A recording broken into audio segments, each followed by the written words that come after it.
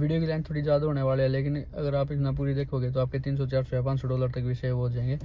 और दूसरा, अब तो मैं 3-4 ट्रिक बताऊंगा जिससे आपका रिजेक्शन रेट कम हो जाएगा। जब intended date of stay select करोगे तो उसमें लेस देन 24 आवर्स सेलेक्ट करना। अगर आप सेलेक्ट कर रहे हो वीक्स या मंथ्स तो भाई प्रॉपर एक टेम्पलेट तैयार करके लेके जाना अपना, जिसमें आप सारी एक्सप्लेनेशन होगी आप कहाँ पर स्टे करोगे। अगर आप किसी होटल में सेलेक्ट कर रहे हो तो भाई आपको ये तक पता होना चाहिए कि आपने यही होटल क्यों सेलेक्ट किया। ऐसे मत बोलना कि बस ऐसे सेलेक्ट कर दिया, इस शहर में था। नहीं है, वो आपका स्टे लेजिट नहीं मानेंगे और आपका रिजेक्शन के कारण बढ़ जाएंगे। और दूसरा, जब आपसे पूछा जाए कि कोई आपका रिलेटिव यूएसए में है तो उसमें नो कर दियो। अगर आपको कोई ब्लड रिलेशन है तो यस कर दियो, अदरवाइज भाई ज़्यादातर नो ही करना, क्योंकि उससे भी आपके रिजेक्शन के रेट कम होंगे। और एक इम्पोर्टेंट बात और, जो आपका एप्लीकेशन नंबर है और जो आपका सिक्योरिटी क्वेश्चन है भाई उसने संभाल कर रख लियो। क्योंकि जब हम इंटरव्यू के लिए जाओ तो हमने DS-160 कन्फर्मेशन लेकर जाना हुआ, तो कई बार हमारा गुम भी हो जाए जब हम फाइल सबमिट करें। लेकिन जब हम उसने डाउनलोड करा दोबारा था तो हमने अपना एप्लीकेशन नंबर और सिक्योरिटी क्वेश्चन याद होना चाहिए दोबारा से डाउनलोड करने के लिए। तो कई बंदों के साथ यही समस्या भी बनाई, उन्हें याद ही नहीं होती ये चीज़, तो उसने फिर डाउनलोड ही नहीं कर पाते भाई। और अगर आपके साथ भाई ऐसा होता है कि आपने जो आपकी इंटरव्यू की डेट है वो मिस कर दी, तो आपने लग रहा है कि दोबारा फीस पे करनी पड़ेगी, नहीं भाई ऐसा कुछ नहीं है। अगर किसी भाई के साथ ऐसा होता है तो भाई कमेंट कर दियो, मैं उसका सोल्यूशन बता दूँ, आपने दोबारा फीस पे नहीं करनी पड़ेगी। अगर सबसे आसान किसी देश का वीज़ा अप्लाई करना है तो वो है यूएसए का।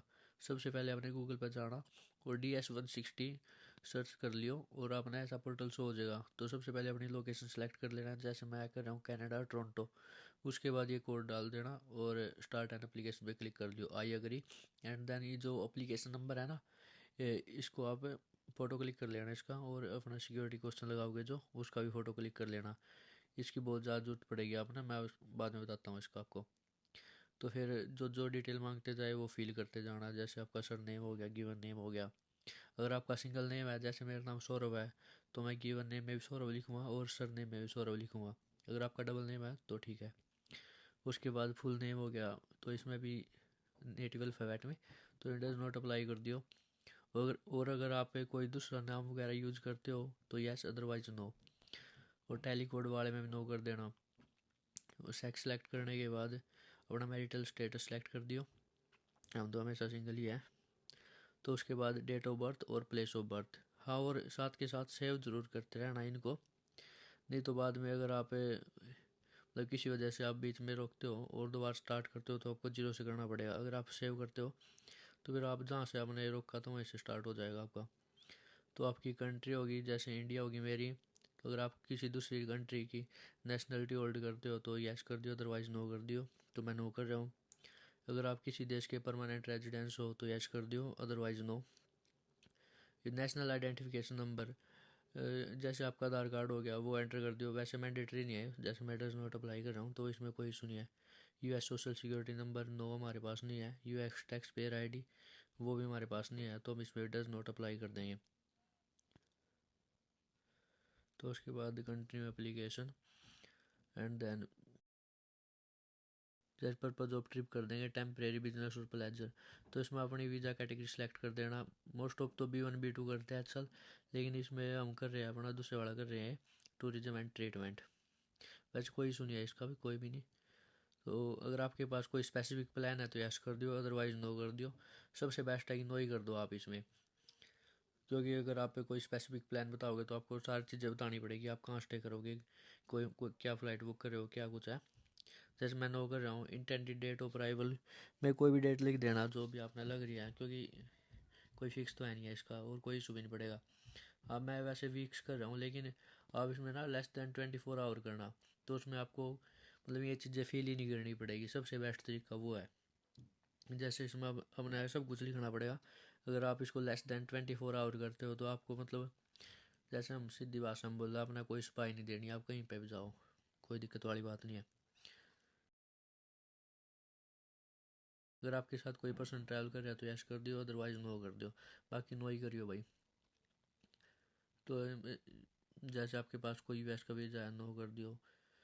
अगर आपका रिफ्यूजल वगैरह हो रहा हो तो भाई वो डिक्लेयर करना पड़ेगा अपने, अदरवाइज नो कर दियो अगर नहीं आ रहा तो।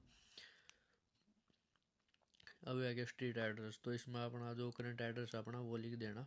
जैसे मैं कनाडा हूँ तो मैं अपने कनाडा का एड्रेस लिख रहा हूँ इसमें। मतलब आप जिस भी देश में अप्लाई कर रहे हो ना, जिस देश से भी अप्लाई कर रहे हो, तो वहीं का एड्रेस लिखना आपका। आपका फ़ोन नंबर लिख देना इसमें, और जो ये पूछेंगे ना कि पिछले 5 साल में यूज़ कराया तो नो कर देना, कोई दिक्कत वाली बात नहीं है। अपनी ईमेल एड्रेस लिख देना, और जो आप इंस्टाग्राम वगैरह कुछ भी यूज़ करते हो तो वो मेंशन कर देना, अदरवाइज इसमें नन कर देना तो भी कोई इशू नहीं है। तो इसमें नीचे वाले में भी नो कर देना।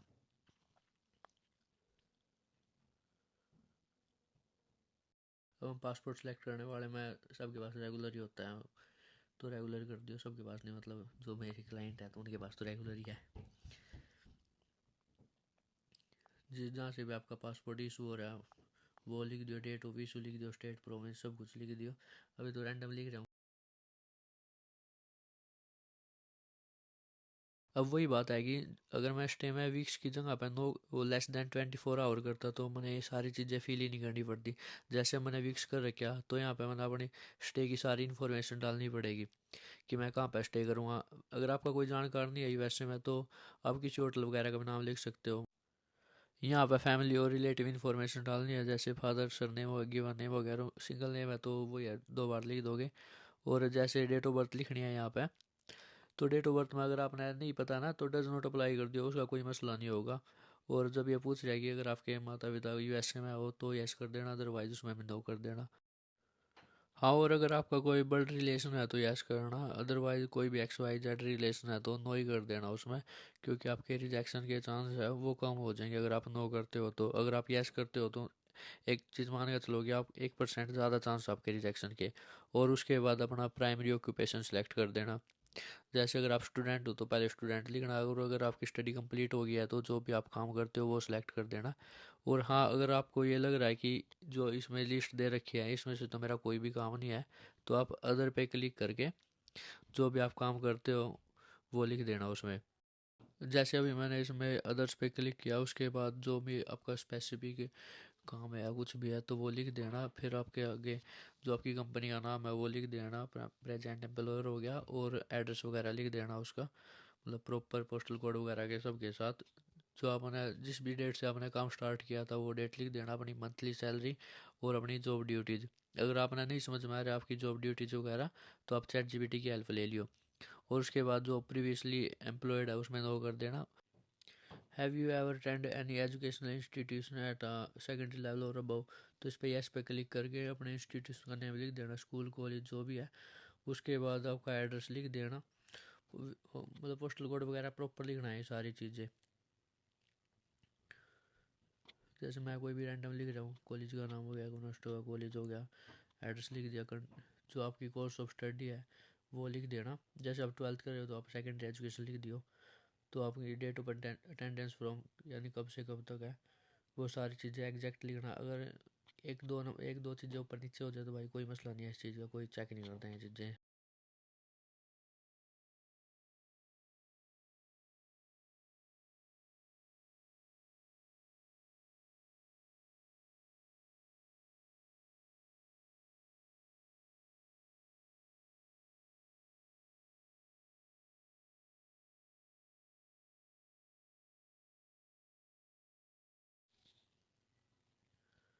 तो ड्यू बिलोंग टू क्लैन और ट्राइब, तो इसमें नो कर देना। अगर आप किसी तरह संबंधित हो तो यस कर दियो। उसके बाद लैंग्वेज सेलेक्ट कर देना, इंग्लिश, जैसे मैं इंग्लिश कर रहा हूँ, हिंदी हो गया, पंजाबी हो गया, गुजराती हो गया, जो भी आपकी रीजनल लैंग्वेज है वो भी सिलेक्ट कर देना इसमें। Have you ever travel to country region within the last 5 years, तो इसमें मैं नो कर रहा हूँ मैं। मतलब है जितने भी ज़्यादा ये लास्ट के क्वेश्चन होगा ना तो इनमें सबसे ज़्यादा मैं नो पे ही क्लिक होगा, बाकी आप पढ़ते रहना है ना, ध्यान था क्योंकि ये कोई स्पेसिफिक चीज़ें भी हो जाए जिसमें आपने ऐश करना पड़ सके। लेकिन मेरे केस में तो हर एक जगह पे नो ही क्लिक होगा, और मोस्ट ऑफ का नो ही क्लिक होगा। बाकी आप थोड़ा ध्यान से पढ़ लेना।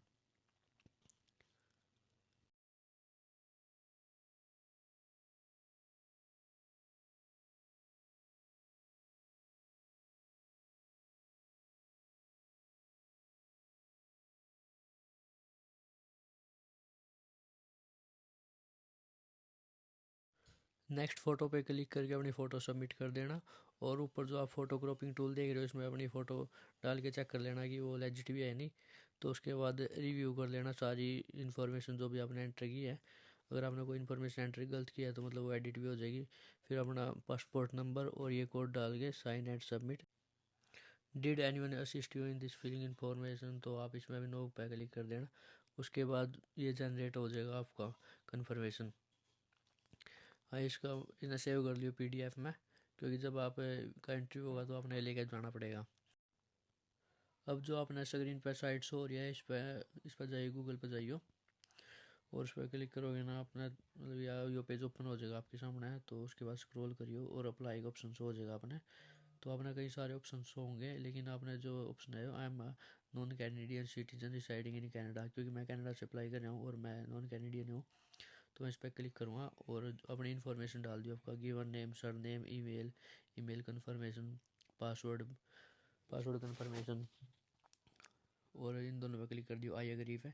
तो उसके बाद आपकी ईमेल पे एक लिंक जाओगा, तो वहाँ से अपना अकाउंट वेरीफाई कर दियो और फिर दोबारा से यही पोर्टल ओपन हो जाएगा। तो उसके बाद जैसे जो अपना नाम डाला था, नाम हो गया आपका, सरनेम हो गया, और जब अथॉरिटी दैट इशूड पासपोर्ट, जैसे मेरे इंडिया है, कंट्री ऑफ बर्थ हो गया, कंट्री ऑफ परमानेंट रेजिडेंस हो गया कनाडा वगैरह, सॉरी कनाडा नहीं, इंडिया ही। पासपोर्ट नंबर हो गया DS-160 नंबर, जो आपका कन्फर्मेशन नंबर आया था ना, और जो एप्लीकेशन नंबर था वही है DS-160 नंबर। बिल्कुल एग्जैक्ट लिखना भाई, ये सारी चीज़ें डबल वेरीफाई कर लेना। तो इसमें भी नो कर देना, were you previously issued visa to enter United States, तो मैंने तो मिला नहीं भाई। और नीचे वाले में भी नो कर देना, apply for US visa in Canada. तो उसके बाद जो ये कन्फर्मेशन आएगी आपके सामने, एक बार डबल वेरीफाई कर लियो भाई ये चीज़ें। तो उसके बाद यस करना, और अगर आपने अपनी एप्लीकेशन में कोई और ऐड करना है तो यस कर दियो, अदरवाइज़ नो कर दियो। अगर आप यस कर रहे हो तो फिर उसका भी DS-160 फॉर्म फिल करना पड़ेगा, और यस करके उसने ऐड कर दियो तो आपकी मतलब 2 बंदों की फ़ीस कटेगी।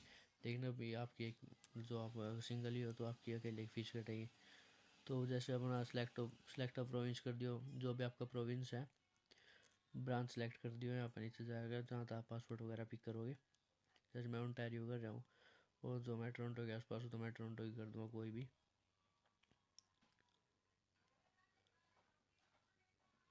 तो अपना ये कंट्री हो गया कनाडा, केयर ऑफ, जैसे अगर आपका पासपोर्ट कोई और पिक करेगा तो उसका नाम लिख दो। अगर आप खुद पिक कर रहे हो तो इसमें सेल्फ लिख के अपना जो आपका एड्रेस है, करंट एड्रेस है, वो लिख देना इसमें।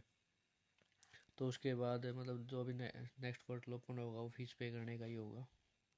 जैसे $185 फीस है इसकी, आप कैश भी पे कर सकते हो, अपना वीज़ा और मास्टर कार्ड से पे कर सकते हो। तो उसके बाद कंटिन्यू करके सीधा अपॉइंटमेंट पिक करने का ऑप्शन हो जाएगा अपने।